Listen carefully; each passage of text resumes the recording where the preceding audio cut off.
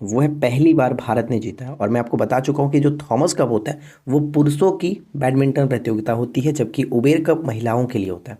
ठीक है, महिलाओं का बैडमिंटन प्रतियोगिता होता है। तो थॉमस कप 2022 में भारत विजेता रहा इंडोनेशिया को हरा करके, हेलो रिवन, welcome back to online study. आशा करते हैं कि आप लोग अच्छे होंगे, स्वस्थ होंगे। और अब नया साल स्टार्ट हो चुका है, तो आप लोग जी जान से लग जाइए कि इस साल सिलेक्शन ले लेना है। और हम लोग पूरी कोशिश करेंगे कि आपको सिलेक्शन दिलाना है। ठीक है। और फ्रेंड्स, इस वीडियो में आपको 16 यानी सेट नंबर 16 को हम देखेंगे, और इसके साथ साथ आपको कुछ एमसीक्यू भी देखने को मिलेगा इसी वीडियो में। तो वीडियो काफ़ी इंटरेस्टिंग रहने वाली है। अगर आपने इससे पहले वाली सेट नंबर 15 को नहीं देखा है तो ज़रूर देख लीजिएगा, क्योंकि उसके कुछ क्वेश्चंस आज यहाँ पे आपको सेट के रूप में देखने को मिलेंगे। ठीक है, तो चलिए वीडियो को शुरू करते हैं। पहला क्वेश्चन है कि भारत की पहली स्वायत्त नेविगेशन सुविधा तिहान का उद्घाटन किसने किया। तो तिहान का उद्घाटन किसने किया, तो राइट आंसर हो जाएगा जितेंद्र सिंह। जितेंद्र सिंह ने तिहान का उद्घाटन किया। और ध्यान दीजिएगा कि तिहान जो है वो आईआईटी हैदराबाद के परिसर में उद्घाटन किया गया। कहाँ पर, आईआईटी हैदराबाद के परिसर में उद्घाटन किया गया। सेकेंड क्वेश्चन है कि कैंसर का पता लगाने के लिए एआई बेस्ड टूल जिसका नाम रखा गया पिवोट, पिवोट विकसित किया है किसने। पिवोट को विकसित किया है आईआईटी मद्रास ने। आईआईटी मद्रास ने विकसित किया कैंसर का पता लगाने के लिए एआई बेस्ड, यानी कि आर्टिफिशियल जो टेक्नोलॉजी होता है, आर्टिफिशियल इंटेलिजेंस इसको कहते हैं। तो एआई बेस्ड टूल पिवोट विकसित किया आईआईटी मद्रास ने। एक प्रश्न यहाँ पे है कि G20 के लिए भारत का सिरपा किसे बनाया गया। तो अमिताभ कांत जो है, इनको G20 के लिए भारत का सिरपा नामित किया गया था, बनाया गया था। अगला प्रश्न कि देश का पहला कार्बन न्यूट्रल हवाई अड्डा बनाया जा रहा है कौन सा।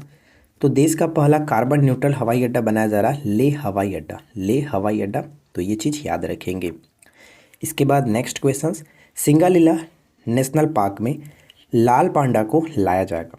अब ये कहाँ पर है, तो सिंगालीला जो नेशनल पार्क है ये पड़ता है पश्चिम बंगाल में।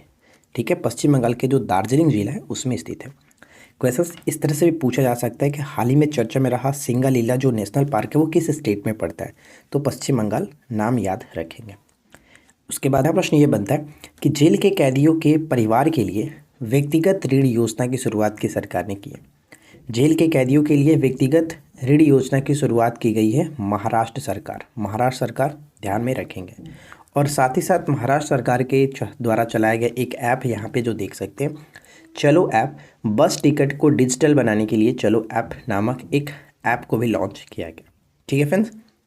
इसके बाद हमारा अगला प्रश्न बनता है कि मुख्यमंत्री बागवानी बीमा योजना, मुख्यमंत्री बागवानी बीमा योजना स्टार्ट की गई है किस स्टेट के द्वारा, हरियाणा के द्वारा। मुख्यमंत्री बागवानी बीमा योजना हरियाणा के द्वारा।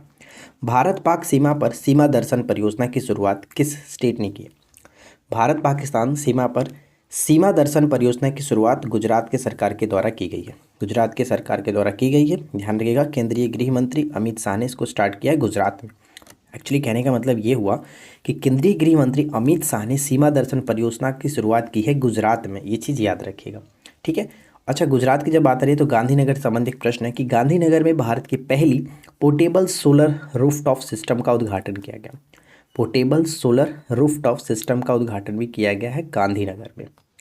भारत का पहला कार्बन न्यूट्रल पंचायत बन गया, भारत का पहला कार्बन न्यूट्रल पंचायत बन गया कौन, तो पल्ली गांव। ये जम्मू कश्मीर का पल्ली गांव है। और हमने ऊपर में क्या देखा था, देश का पहला कार्बन न्यूट्रल हवाई अड्डा बनाया जा रहा है कहाँ पर, लेह हवाई अड्डा को, लेह हवाई अड्डा को। इसके बाद चलिए आगे बढ़ते हैं और अगला प्रश्न देखिए। नेक्स्ट क्वेश्चन है कि 75वें कांस फिल्म फेस्टिवल 2022 में भारतीय अभिनेत्री दीपिका पादुकोण जूरी सदस्य के रूप में शामिल की गई। यानी क्वेश्चन ऐसे पूछा जाएगा, 75वीं कांस फिल्म जो फेस्टिवल है इसमें किस भारतीय अभिनेत्री को जूरी सदस्य के रूप में शामिल किया गया था, तो दीपिका पादुकोण को। कांस फिल्म फेस्टिवल होता है कहाँ पे, फ्रांस में। ठीक है, तो ध्यान रखिएगा। इसके बाद है जामताड़ा जिला। जामताड़ा जिला हाल ही में चर्चा में रहा, क्यों, क्योंकि ये झारखंड का एक जिला है और सभी ग्राम पंचायतों में पुस्तकालय वाला देश का पहला जिला बन चुका है। सभी ग्राम पंचायतों में पुस्तकालय वाला देश का पहला जिला बन चुका है जामताड़ा, झारखंड का।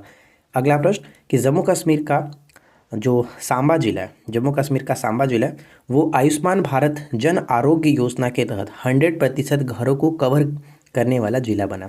तो ये भी इंपॉर्टेंट रहने वाला है। यहाँ पे क्वेश्चन है, क्या कह रहा है कि प्रवासी श्रमिकों की आवाजाही को ट्रैक करने के लिए, प्रवासी श्रमिकों की आवाजाही को ट्रैक करने के लिए Maharashtra migration tracking system app विकसित किया गया। यानी कि Maharashtra migration tracking system app विकसित किया गया किस लिए? तो प्रवासी श्रमिकों की आवाजाही को ट्रैक करने के लिए। ठीक है, इसके बाद अगला प्रश्न है कि बेस्ट इंफ्रास्ट्रक्चर जो प्रोजेक्ट का पुरस्कार मिला वो किस सुरंग को मिला? तो अटल सुरंग को दिया गया। अटल सुरंग की जो लंबाई है, आप इसको याद रखिएगा, 9.02 किलोमीटर हिमाचल प्रदेश में रोहतांग दर्रे में स्थित है। ठीक है, चलिए इसके बाद हमारा अगला प्रश्न है कि दूधवाणी गुजरात में डेयरी उद्योग को बढ़ावा देने के लिए सामुदायिक रेडियो स्टेशन का उद्घाटन किया गया। यानी कि सामुदायिक रेडियो स्टेशन का उद्घाटन कहाँ पे? दूधवाणी में किया गया। और देश का पहला पूरी तरह से पशुपालकों को समर्पित रेडियो स्टेशन है दूधवाणी। ठीक है, इस चीज़ को याद रखिएगा। इसके बाद नेक्स्ट वन है कि 2022 से 27 की अवधि के लिए नवीकरणीय ऊर्जा नीति को मंजूरी दी है। नवीकरणीय ऊर्जा नीति को मंजूरी दी है किसने? तो कर्नाटक सरकार ने।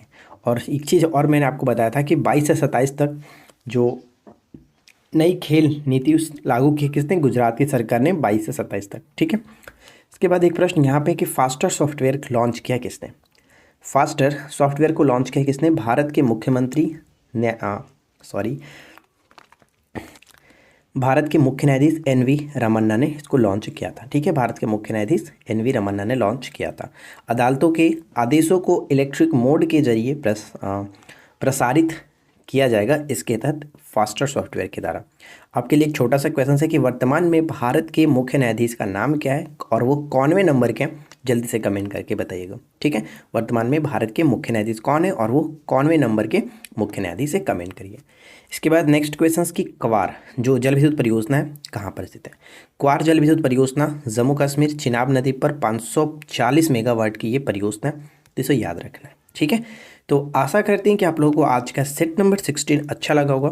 चलिए अब हम बढ़ते हैं, कुछ MCQ लगाते हैं ताकि आपको पता चले कि आपने इससे पहले वाला जो सेट लगाया था यानी कि सेट नंबर 15 देखा था उसमें से कितने क्वेश्चंस आपको याद हैं और कुछ नए क्वेश्चंस भी आपको देखने को मिलेंगे। तो चलिए शुरू करते हैं। देखिए पहला क्वेश्चन क्या है, निम्नलिखित में से कौन भारत के नए अटॉर्नी जनरल बने हुए? भारत के नए अटॉर्नी जनरल कौन बने हुए? कमेंट करके बताइए। अगर आपको याद है तो कमेंट करके बताइए या फिर वीडियो को ध्यान से सुनिए, 3 से 4 सेकंड आपको मिलेगा, उसी में राइट आंसर गेस कर लेना है। तो उम्मीद करते हैं आपने सही आंसर गेस किया होगा। यहाँ पे करेक्ट आंसर हो जाएगा are Venkat Ramani. Are Venkat रमणी जो है वो भारत के नए अटॉर्नी जनरल बने हैं 3 अवधि के लिए, 3 वर्ष की अवधि के लिए इनको बनाया गया। इसके बाद सेकेंड क्वेश्चन की निम्नलिखित में से किस टीम ने दिलीप ट्रॉफी 2022 को अपने नाम किया? दिलीप ट्रॉफी का संबंध क्रिकेट से होता है। दिलीप ट्रॉफी 2022 को किसने अपने नाम किया? तो राइट आंसर ऑप्शन बी बिल्कुल सही आंसर हो जाएगा। वेस्ट जोन जो है इसने दिलीप ट्रॉफी 2022 को जीता हुआ है। सेकेंड क्वेश्चन क्या कह रहा है कि हाल ही में किस राज्य को आयुष्मान उत्कृष्ट पुरस्कार 2022 से सम्मानित किया गया?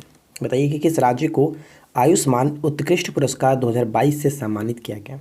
देखिए फ्रेंड्स, हमारे क्वेश्चंस कुछ इस तरह के होते हैं कि जो मतलब ऐसा होता है ना कि आपको वो याद हो, तो हम वैसे क्वेश्चंस नहीं कराते क्योंकि वो याद है तो फिर कराने का कोई मतलब नहीं बनता है। हम वैसे क्वेश्चंस कराने की कोशिश करते हैं जो कि आने की चांसेस होती है, वो आपको थोड़ा सा याद करना पड़ता है, आने वाले एग्ज़ाम्स के लिए इंपॉर्टेंट होता है और वही सब एग्ज़ाम्स में देखने को मिलता है। तो आप लोग हमारे साथ जब आते हैं तो ऐसा सोच कर आइए कि आपको कुछ नहीं याद है और आराम से वीडियो को देखिए और इन्जॉय करिए।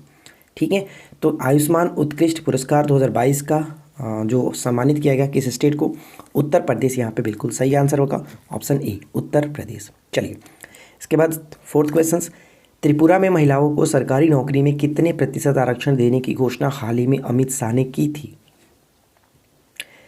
ध्यान दीजिएगा कि त्रिपुरा में महिलाओं को सरकारी नौकरी में कितने प्रतिशत आरक्षण की घोषणा अमित शाह ने की थी? तो राइट आंसर हो जाएगा, अगर आपने ऑप्शन सी को टिक किया तो बिल्कुल सही जवाब है 33%। ठीक है, 33% सही आंसर बनेगा। इसके बाद हमारा नेक्स्ट क्वेश्चन देखिए क्या बनता है, हाल ही में हुए थॉमस कप 2022 में विजेता कौन रहा? थॉमस कप 2022 का विजेता कौन रहा? तो थॉमस कप 2022 में जो विजेता रहा वो है पहली बार भारत ने जीता है। और मैं आपको बता चुका हूँ कि जो थॉमस कप होता है वो पुरुषों की बैडमिंटन प्रतियोगिता होती है, जबकि उबेर कप महिलाओं के लिए होता है। ठीक है, महिलाओं का बैडमिंटन प्रतियोगिता होता है। तो थॉमस कप 2022 में भारत विजेता रहा इंडोनेशिया को हरा करके, और उबेर कप में दक्षिण कोरिया विजेता रहा चीन को हरा करके। और ये महिलाओं के लिए है और ये पुरुषों के लिए है। दोनों का आयोजन जो कि बैंकॉक में ही हुआ था। तो ये क्वेश्चन इंपॉर्टेंट रहेगा, याद रखेंगे। ठीक है, चलिए आगे बढ़ते हैं। आगे बढ़ने से पहले मैं आपको एक छोटा सा इन्फॉर्मेशन देना चाहता हूँ। जैसा कि हम आपको पहले ही बता चुके हैं कि हर महीने के पहली तारीख से हमारे तरफ से ऑनलाइन टेस्ट प्रोवाइड कराया जाता है आपके एग्ज़ाम्स के लिए। तो यहाँ पे हमने फिर से एक टेस्ट स्टार्ट किया, जिसमें आपको इस बार कुछ इंप्रूवमेंट के साथ हमने स्टार्ट किया। बिहार एसआई और बीपीएससी के लिए ऑनलाइन टेस्ट प्रोवाइड कराया जा रहा है। तो देख सकते हैं कि अगर आप 68 के लिए प्रिपरेशन कर रहे हैं, या फिर बिहार एसआई के लिए कर रहे हैं, या फिर दोनों के लिए कर रहे हैं, तो ध्यान से समझ लीजिए।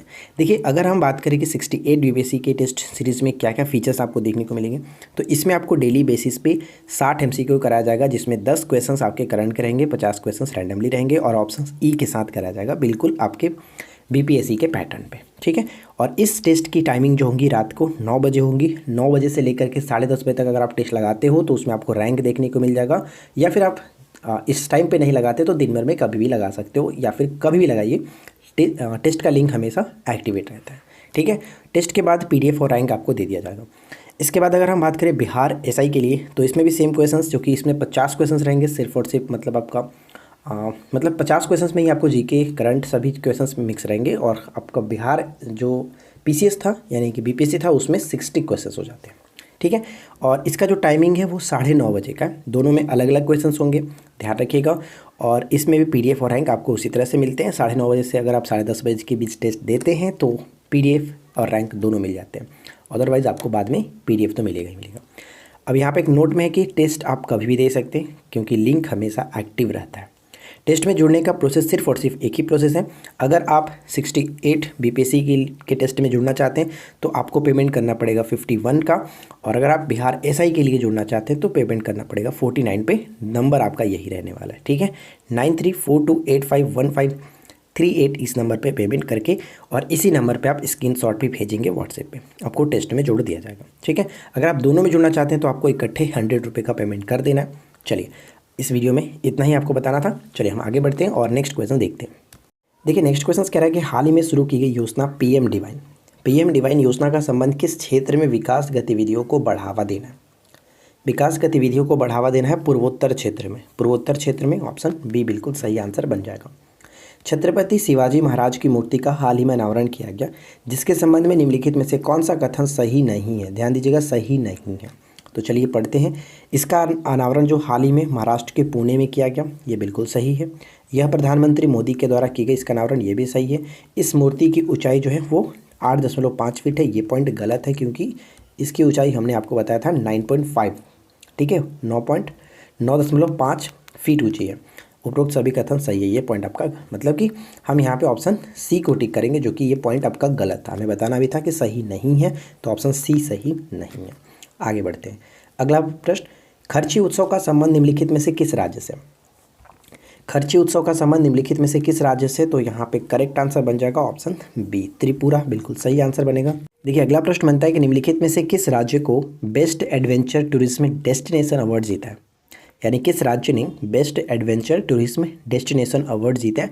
तो यहाँ पे सही आंसर हो जाएगा ऑप्शन सी, उत्तराखंड, बिल्कुल करेक्ट होगा। इसके बाद अगला प्रश्न है कि एयरपोर्ट काउंसिलिंग इंटरनेशनल द्वारा किस हवाई अड्डे को एयरपोर्ट सर्विस क्वालिटी अवार्ड 2022 से सम्मानित किया? किस हवाई अड्डे को एयरपोर्ट सर्विस क्वालिटी अवार्ड 2022 से सम्मानित किया? तो सही आंसर ऑप्शन सी, कोचीन हवाई अड्डा, बिल्कुल सही होगा। सी को टिक करेंगे, कोचीन हवाई अड्डे को। अगला प्रश्न, हाल ही में ग्रामीण विकास मंत्रालय द्वारा देश भर के गाँवों में चयनित कुओं में जल स्तर को ट्रैक करने के लिए कौन सा ऐप लॉन्च किया? कुओं में जल स्तर को ट्रैक करने के लिए कौन सा मोबाइल ऐप को लॉन्च किया? इसका नाम है Jaldoot app. Jaldoot app, option B. इसके बाद आगे बढ़ते हैं और अगला प्रश्न देखिए, हाल ही में विश्व रेबीज दिवस कब मनाया गया? विश्व रेबीज दिवस कब मनाया गया? ऑप्शन ए हो जाएगा 28 सितंबर को विश्व रेबीज दिवस 28 सितंबर को। इसके बाद अगला प्रश्न कि 2026 तक राष्ट्रीय स्वच्छ वायु कार्यक्रम के तहत शहरों में पार्टिकुलेट मैटर, जिसको हम लोग पीएम कहते हैं, कभी कभी क्वेश्चंस भी पूछा जाता है कि पीएम का पूर्ण रूप बताइए, तो पार्टिकुलेट मैटर की सघनता में कमी का नया लक्ष्य कितना है? जो नया लक्ष्य रखा गया वो सही आंसर बनेगा आपका ऑप्शन सी, 40%। चलिए आगे बढ़ते हैं और अगला प्रश्न देखिए। नेक्स्ट क्वेश्चन है कि नई खेल नीति 2022 से 27 किस राज्य की सरकार ने शुरू किया? तो इस क्वेश्चन का राइट आंसर मैंने आज की इस वीडियो में भी बताया था, तो कमेंट करके बताइएगा इस प्रश्न का राइट आंसर क्या होगा। ठीक है, उम्मीद करते हैं फ्रेंड्स कि आप लोगों को आज का ये वीडियो अच्छा लगा होगा। सेट नंबर 16 हमने कंप्लीट किया, और अगर आपने बाकी के सेट्स को नहीं देखा है तो ज़रूर चेकआउट कर लीजिएगा, प्लेलिस्ट बना हुआ है। और वीडियो कैसा लगा नीचे कमेंट करके ज़रूर बताएं। हम मिलते हैं आपके साथ इसी प्रकार के नेक्स्ट वीडियो में किसी नए टॉपिक के साथ। Thanks for watching, keep learning, have a good day.